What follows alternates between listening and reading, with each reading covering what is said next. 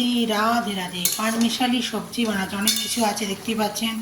এই দেখুন মূলোর গোড়া, গাজর, আলু, কুমড়ো, শিম, মানে মোটামুটি সব কিছুই আছে। আদা বাটা দিয়ে বানাচ্ছি। আর পাঁচফোড়ন দিচ্ছি, তেজপাতা দিয়েছি, শুকনো লঙ্কা দিচ্ছি, জিরে গুঁড়ো, ধনে গুঁড়ো, হলুদ গুঁড়ো, নুন, চিনি সবই দিয়েছি। জলটা একটু সেদ্ধ হয়েই গেছে, এই দেখুন সেদ্ধ হয়ে গেছে। হ্যাঁ, বড়িও আছে এর মধ্যে, একটু জলটা মরলেই হয়ে যাবে। বড়িগুলো একটু আগেই দিয়ে দিচ্ছি, পরে দিতে পারেন, ভেজে নিয়ে তারপরে দিয়ে দেবেন। একবার একটু ঢাকাটা দিয়ে দেবো।